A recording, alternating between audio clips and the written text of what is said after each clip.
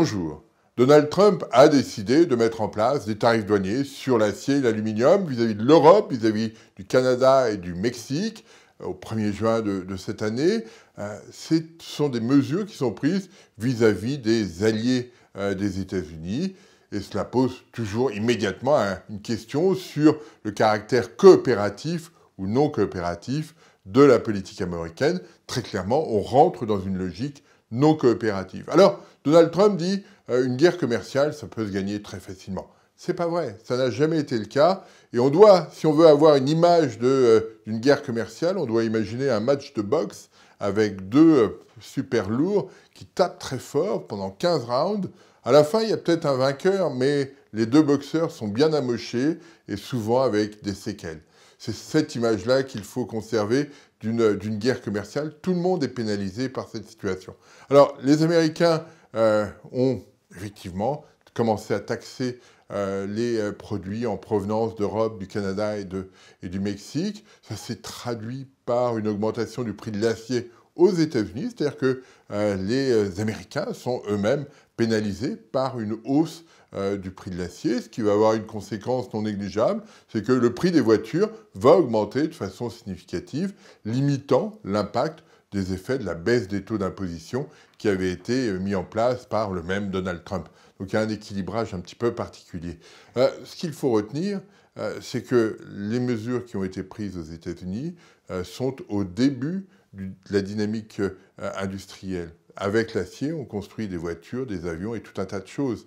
Et donc, pour un emploi qui va être sauvé dans le secteur de l'acier, il y en a 5 qui vont être perdus dans d'autres secteurs. Et c'est cette dynamique-là qu'on doit avoir en tête. C'est pour ça que les États-Unis vont être pénalisés par cette situation. On se souvient qu'en 2002, George Bush avait mis en place une taxe de 20% sur l'acier. Ça s'était traduit par 200 000 emplois qui avaient été supprimés en net liés à cette opération. Donc on est dans cette logique. Alors les Européens ont répondu à ces mesures de Donald Trump en disant nous aussi on va faire des représailles par rapport à ces annonces faites par la Maison-Blanche. On va taxer le bourbon, les jeans, les motos, les Harley-Davidson, etc.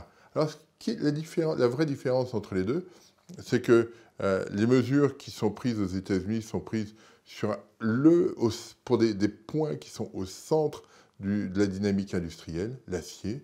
Les Européens répondent en disant « Nous, ce qui nous intéresse, c'est de taxer les biens de consommation ». Ça veut dire qu'on peut taxer une Harley-Davidson ou du Bourbon ou les jeans Levi's, mais ça n'a aucune incidence sur le système productif européen. Et donc, de ce point de vue-là, c'est beaucoup plus malin.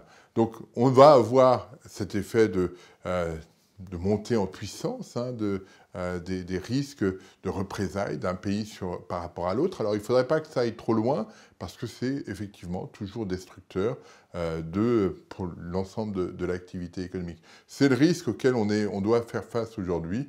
Évitons une montée en puissance de ces représailles, parce que tout le monde est perdant dans ces conditions-là. L'économie mondiale dépend très fortement de ces échanges, et si on jette une poignée de sable dans les échanges entre les États-Unis, l'Europe, le Canada et le Mexique, eh bien, très clairement, tout le monde sera pénalisé parce que les échanges ne fonctionneront plus de la même façon. Donc, attention, mettre des tarifs sur l'acier et l'aluminium, c'est une très mauvaise mesure pour l'ensemble du monde, mais surtout pour les Américains, parce qu'il va y avoir des effets non négligeables sur l'emploi américain. Je vous remercie.